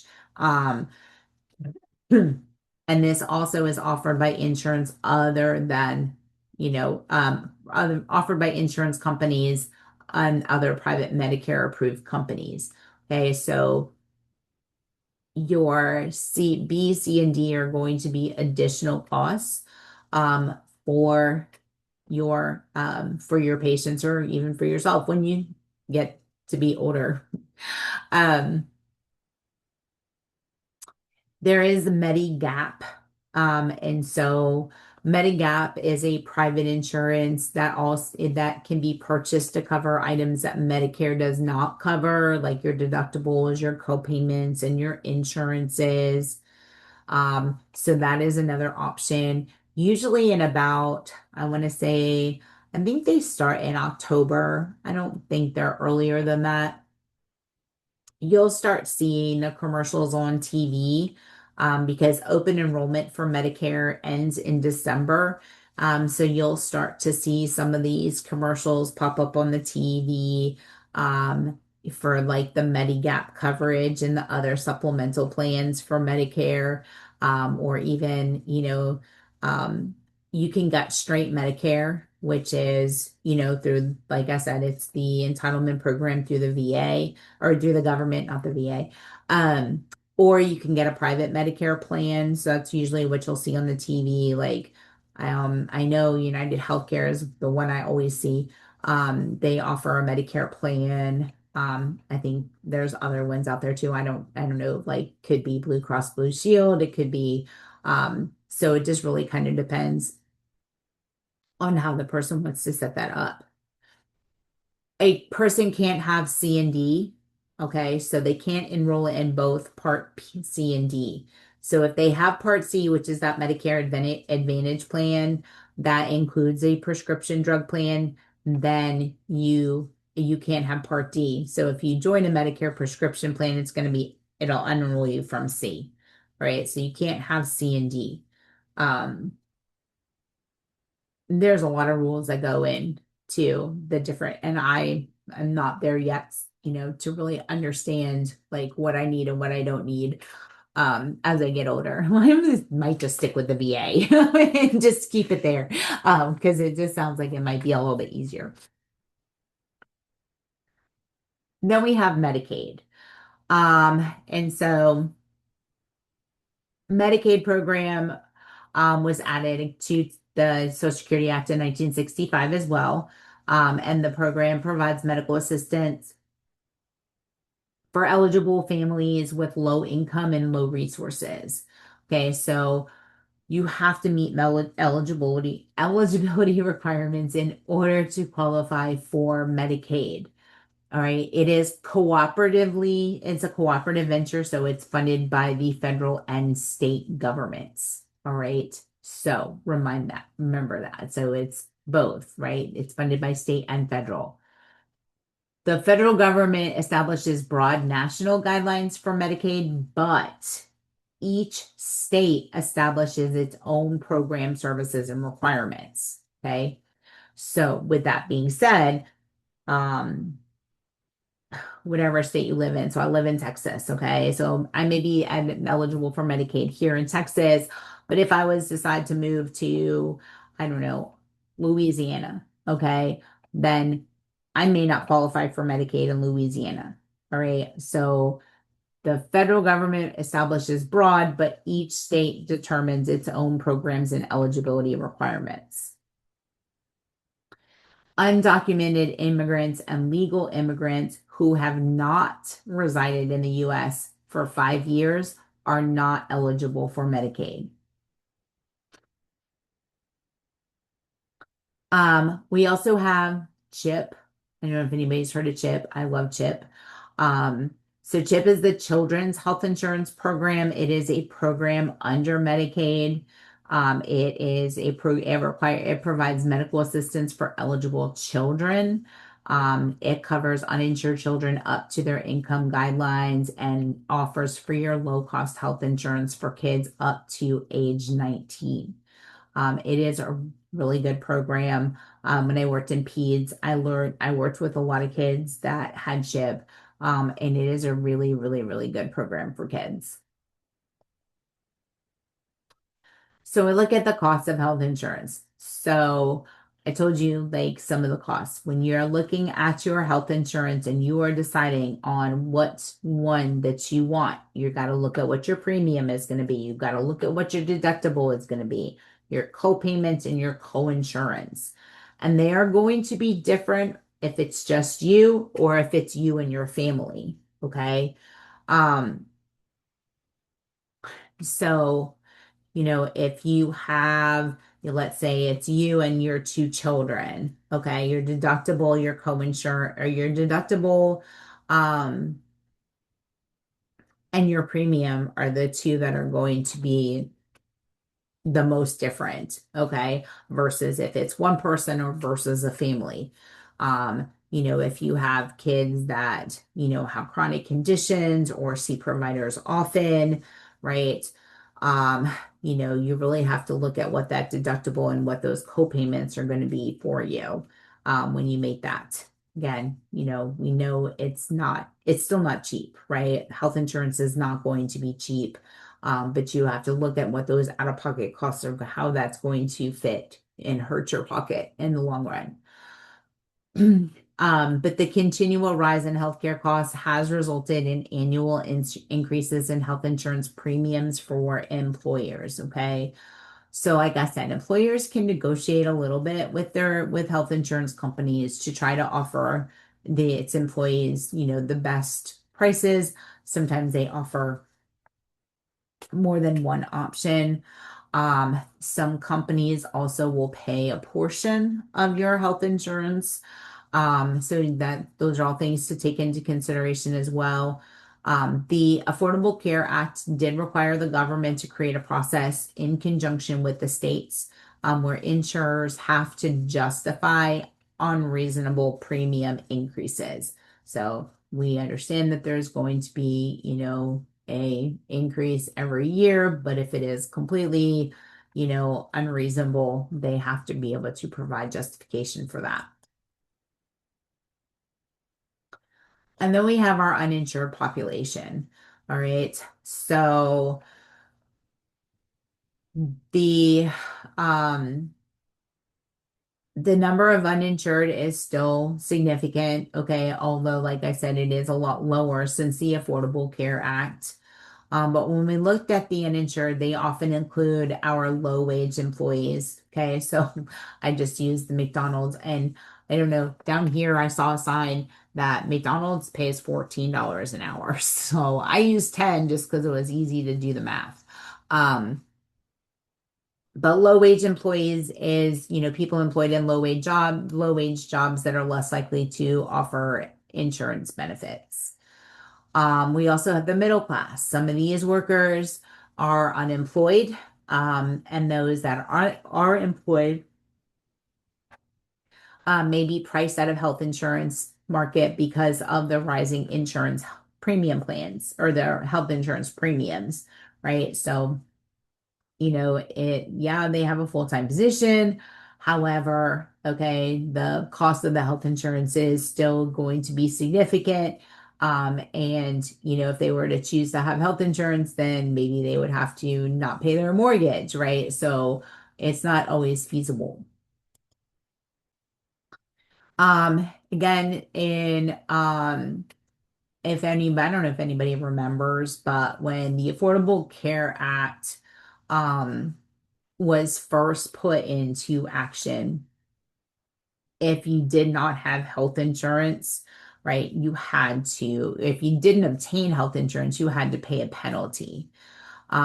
We did eliminate this eventually. But I will tell you, for some people, paying that penalty, right, was less expensive than paying for the health insurance that they were offered. And so they've made a lot of changes in how some of this works. So some of the alternatives for healthcare payments, if they do qualify, if they meet the income limits for their state Medicaid programs, right, then they can apply for Medicaid. They can always private pay if they can afford it, which again, this is expensive. There's charity care, free clinics, those kinds of things. Or they can face medical bankruptcy, and that's a huge issue too. It used to be, and I don't remember when this changed. But it used to be if you had outstanding medical bills, it didn't affect your tax or not your taxes, what's that called? Your credit score. And they've changed that now, where if you have outstanding medical bills, then it can actually affect your credit score. So, it can still have, significant issues or cause significant issues for people. Many people still rely on the emergency departments for all levels of care because they don't have insurance and a primary provider. Okay. Which is still significant, right? Because, insurance and emergency rooms are expensive. There is a cheaper option, like we were saying, we talked about the different healthcare settings, right? Going to an urgent care is going to be cheaper than going to the emergency room.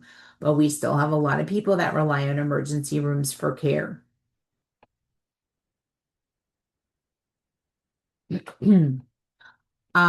So before we get into prospective payments, let's go ahead and take a break. Be back at 4:15.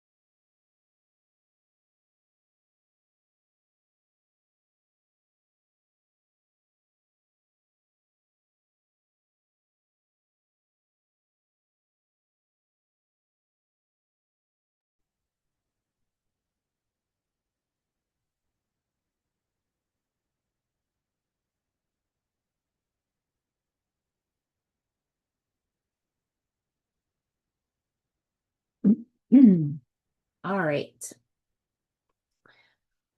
So we're going to talk about this can't even say it, prospective payment system. So I'm gonna look at the prospective payment system. This is a system of reimbursement that pays a predetermined fixed amount per patient admission, regardless of the actual care our actual costs, I'm sorry, to provide the care. All right. So it's a little bit different, right? So we talked about fee for service, right? So when you look at the fee for service, right, whatever that itemized is, that's what the initial, you know, payment was. But again, the prospective payment system, like I was saying earlier, is based off of those diagnosis related groups. So again, if you have a patient that comes in and they are having a heart attack, okay, then they have already negotiated with the insurance company that says you're going to get this lump sum for caring for that patient that just had a heart attack. Okay. So they already know in advance, if they have a heart attack patient coming in, then this is what they're going to pay. They have a stroke patient come in, this is what they're going to get paid. And so this really is a way to control input costs as well as resource use is what we call cost containment, right?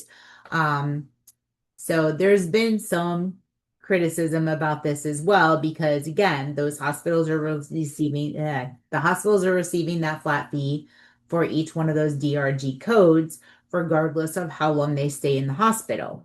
So again, they have the incentive to treat the clients and discharge them as quickly as possible. And so we know that sometimes leaving the hospital a little bit sooner than we need to, right, can cause some issues.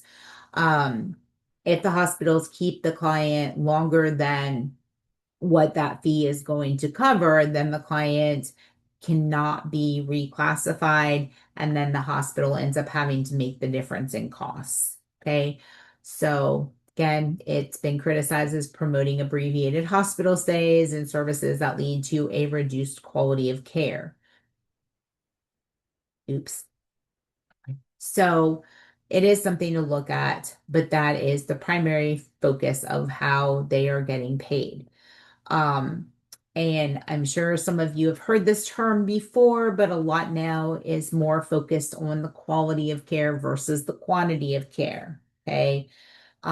So are we keeping our patients safe? Are we preventing any, sequelae to those conditions, right? Preventing those hospital acquired infections like your catheter associated UTIs, your central line infections, falls, pressure areas, right?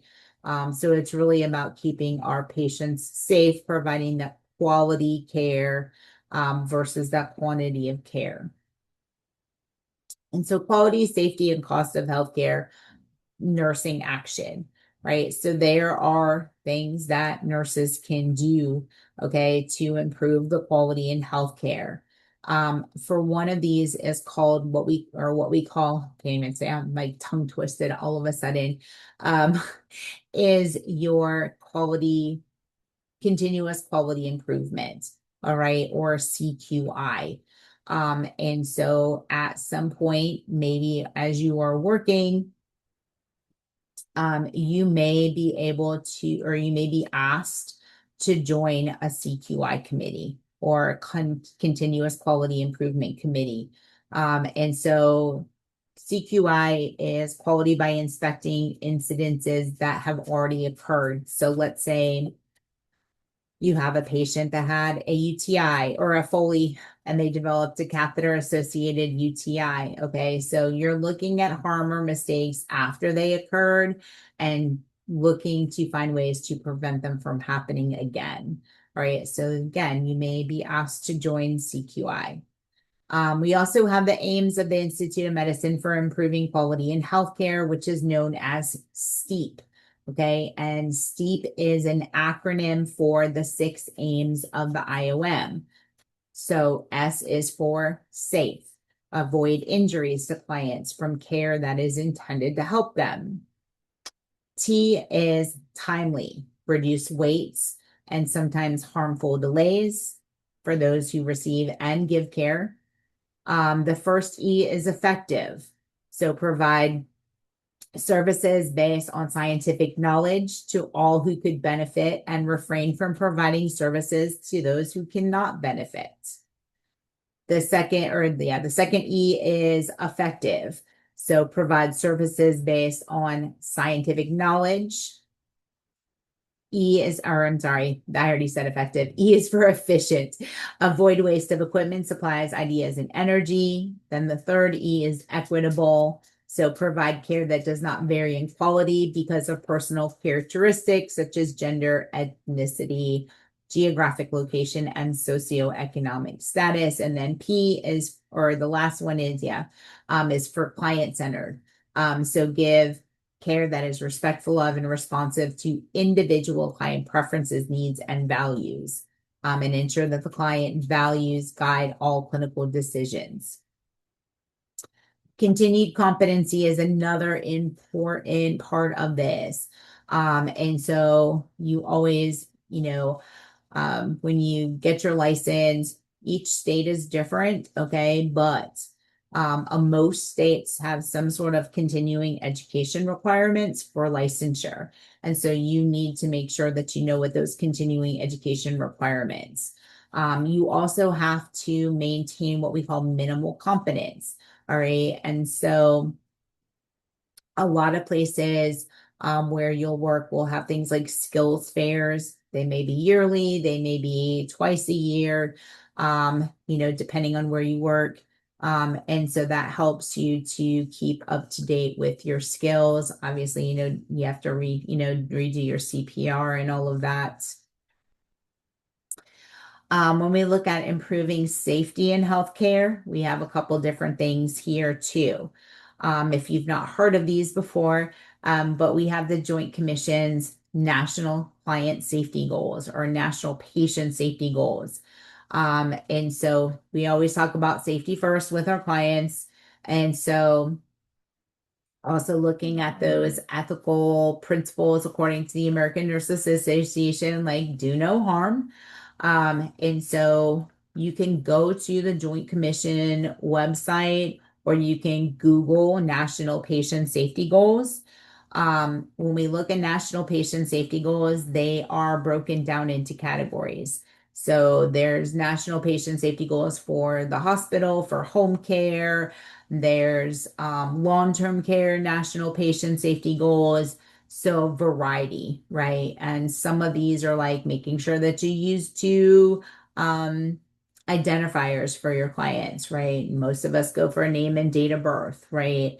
Other things are, preventing infection, identifying safety risks, mistakes in surgery is always going to be a concern. Medication safety is also a concern. And so again, you can look, there's, depending on what area you are in, there are different national patient safety goals. Another one which I really love is the transition to practice. So transition to practice was actually set up by the National Council of State Boards of Nursing, which is your NCSBN. You might recognize those are the people that write your NCLEX. And the goal here is to improve quality and safety of healthcare by new graduates transition to work. Okay, and so the NCSBN developed this. It is a transition to practice model. And so it does recommend, I think it's like a 9 to 12 month program to aid in the transition to the clinical setting, which, like I said, I think it's a great thing. I don't know how many organizations actually use the transition to practice model. But, we look at, the things that can happen, especially within that first year as you graduate. These programs really help make that transition into practice better. When we look at improving the cost of healthcare, so you need to understand what your role is for containing costs. Okay. Cost containment, again, it's just holding the costs within a fixed limit. So ways to reduce waste and inefficiency. So and reduce waste, increase efficiency. So some of the things that we can do here to improve that, make sure that clients are charged appropriately for anything that you use.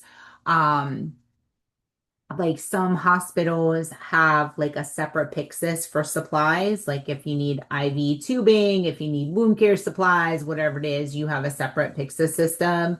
Others have like an open stock room, right? Where you go in and you just pull the supplies that you need. One of the big things that I want to like instill, and this bothers me, it always has, and it's not anybody in particular. I can't say it's just new grads, I can't say it's students, I can't say it's nurses that have worked the floor for 20 years. It's kind of goes all over the place. You have to go into do something in a residence room, a dressing change, a linen change, inserting a Foley catheter, starting an IV, whatever it is, bring just what you need. Now I will tell you with Foley's, I always bring an extra Foley because you never know, especially with a woman, right? Especially an older woman, things aren't the same down there, right? You might miss, okay? I'm not gonna lie. But what I mean by that is if you're doing a wound care and all you need is a Band-Aid, and this isn't an over exaggeration, I know that. But if all you need is a Band-Aid, you don't need to go in there with a stack of 50 4x4s, right? And 2 bottles of saline and, 2 rolls of tape. I know it's an exaggeration, okay?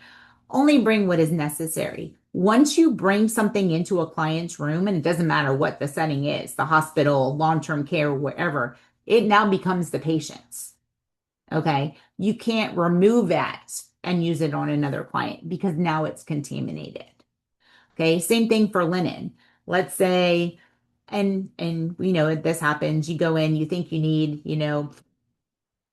two sheets and a draw sheet, but really in reality, the bottom sheet was fine. Okay. You don't need that anymore. You can't pull that clean linen, even though it's clean, you can't bring that into another resident's room. It is now dirty. Okay. So then when we talk about cost containment, just remember, um, we are just as responsible as nurses. And I know sometimes it's like, oh, but they really needed it. I get it. Just bring in what you need to bring in. Some of this equipment's really expensive. Some of it's not so expensive, right? But this is how we help to contain costs. Oops. Another thing we have here is what's called pay for performance. And so pay for performance, probably something that you may not have heard of before. Um,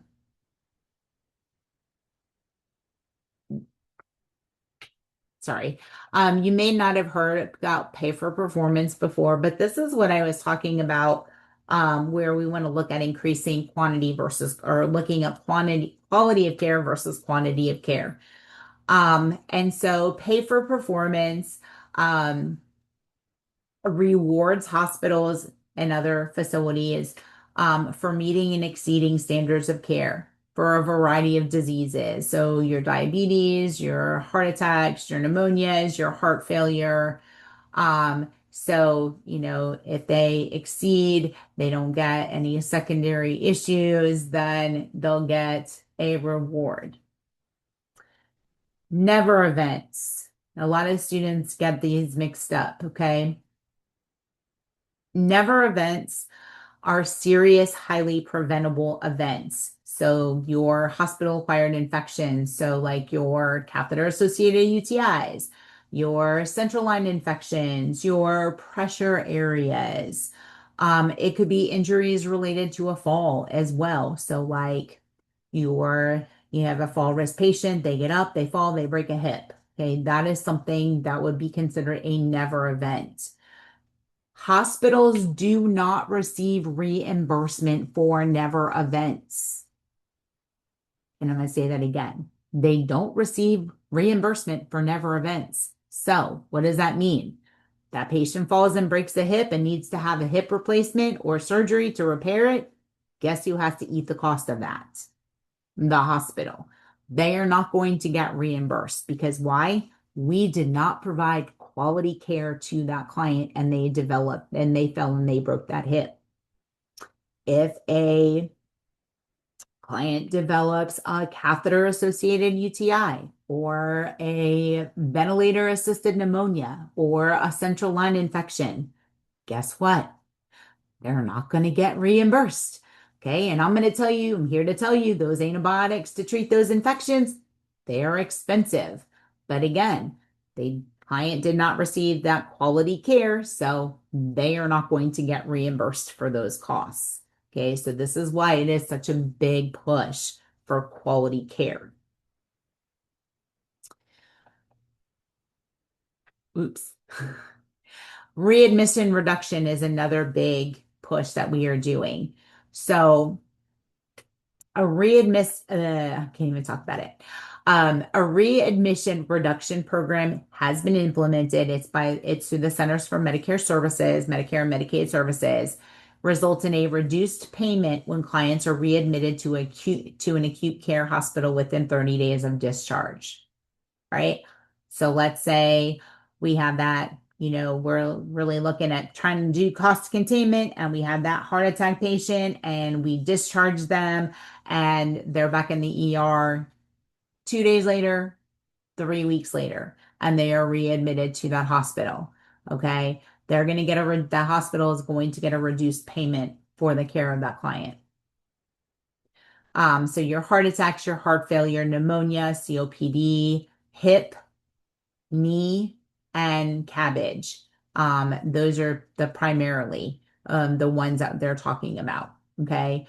So again, we want to make sure that we are keeping them long enough, okay, that they are stable, all right, and that we're discharging them appropriately.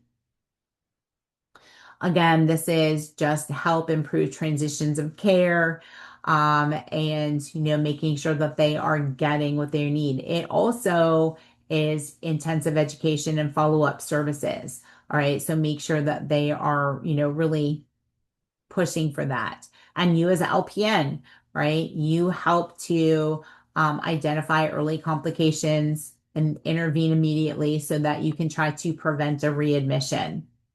I forget where, oh my gosh, I don't know where I saw this. Um, Darn it. I don't remember. I was trying to find it again and I can't because I don't remember where I saw it. So it doesn't help. But there was, um, I'm not sure if the nurse got in trouble or not, but I know the provider did. So they were discharging a client and they had said that he was stable for discharge. The nurse had documented something adverse, and I don't remember if it was blood pressure or if it was temperature. Something was going on, and I can't remember.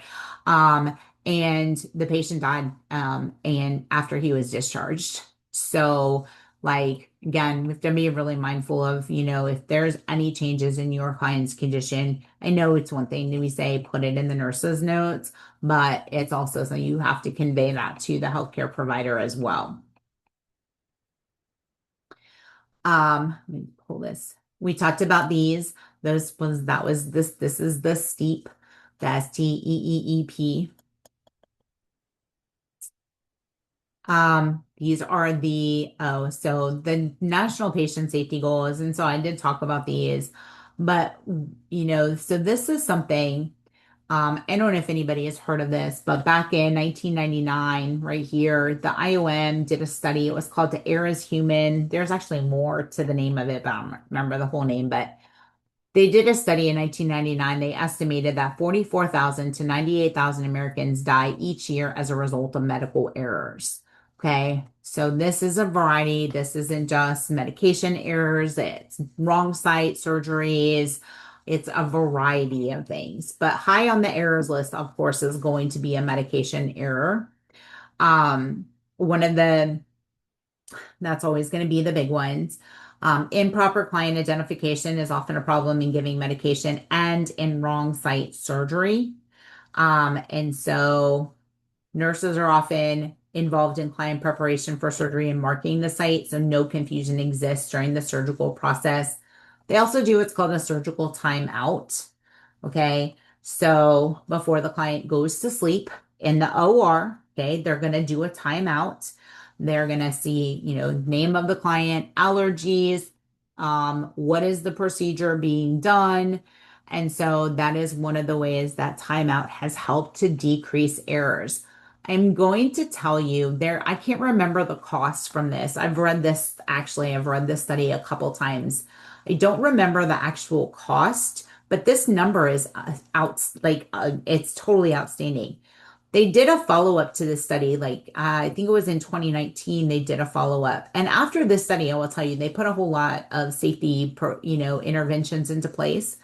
When they did the follow-up study, there wasn't a significant decline in the amount of errors. So this is something that we will continue to strive for to decrease those numbers. I don't know why. There we go. So I told you that with the national patient safety goals, it's going to be broken down by where you work. So these are the national patient safety goals for long-term care. Accuracy of resident identification, safety of medication, reduce the risk of healthcare associated infections, reduce the risk of resident harm resulting from falls, and of course, the healthcare associated pressure ulcers are always going to be on there. For hospitals, client identification. See, there's a theme here. I think I mentioned these: communication, safety of using medication, reduce the harm associated with clinical alarm system. Alarm fatigue is real. Alarm fatigue is real. Any of you that have worked as CNAs or worked in a facility, the alarms are constantly going off, and sometimes it just starts to drown in your head and you don't even really hear them anymore. Reduce healthcare associated infections, of course, identifying safety risks. And again, like I was saying, the protocol for preventing wrong site, wrong procedure, and wrong person surgery. Talked about that.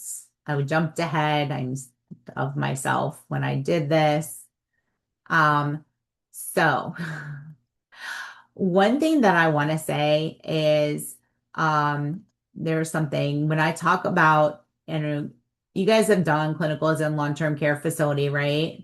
As everybody has done at least one clinical in a long-term care facility. Did you guys see armbands? Do you remember did you see armbands on your clients? No. Yeah, that's a big thing in long-term care, right? So when I first started in long-term care, of course, eons ago, back with Florence, um, everybody had an armband. Okay. And so the problem with some of our confused dementia patients is what happens to the armbands. They get It lost in the comes out. wind. Yes, they disappear. Shamitha, I don't know where they went. Like, I promise you, some of them were still never found. Like, I don't know. Did you eat them? Like, honestly, I don't know what happened to them. They were like there one day and then gone the next, right? And then we transitioned to EMR. And EMR has been very efficient, right? Because what do? We take a picture of that resident when they come in and we put it in that EMR so that you can see what that resident looks like. So if you have a dementia patient that maybe not remember their name anymore, right, you have that. But long-term care, that's always been an issue in long-term care. I've even recommended too that you have some patients in long-term care that have been there 10, 15, sometimes even 20 years, okay, depending on what their diagnosis is. Updating the picture every once in a while. I remember looking, and I knew the resident, I knew who the resident was, I knew her very well. But when I looked at the picture and I looked at her and I was like, when was this picture taken? When you were like 18? Like it didn't look like that person anymore. So a newer nurse coming in, right? If they were going to rely on that picture to identify that client, it would have been an issue. And in long-term care, right, we don't have the luxury. I mean, I have not, I've worked in some pretty like nice facilities, but I have yet to work in a facility that uses a scanner and armbands in long-term care, right? It's mostly, you're clicking in the data yourself. So, that's to me that long-term care probably has one of the biggest issues with client identification. Um, those pictures do help though. Those pictures do help. But you have to, make sure that you put the face to the picture, right? Not just if the person's in a bed, not just assuming, oh yeah, that's Mr. Jones, but maybe Mr. Smith got confused and went and laid down in Mr. Jones's bed because, he got the room numbers mixed up. And I've seen that happen too. So, just being aware of those things. All right, last call for questions. No questions? Everybody is good? All right, so make sure everybody gets your homework turned in. Any issues? I know I gotta let you go, but any issues with the group project? Are you guys good with that so far? Nobody having any issues? I just got a question on that. Sure. So we all have like our group in a section. How would we upload the PowerPoint? Would we upload the part that we did, or would we upload the part like the whole PowerPoint? Yep. Every person in the group has to upload the PowerPoint. So the same PowerPoint everybody The has same to upload. PowerPoint for every person. Yeah, Okay, put so it, whoever's gonna, yeah. So once it's all together and it's ready to be submitted, every person is going to submit that in Canvas. okay, perfect.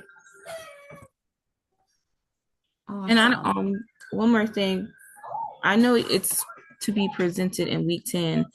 I don't know if it's going to change or not, but we have our one of our HESIs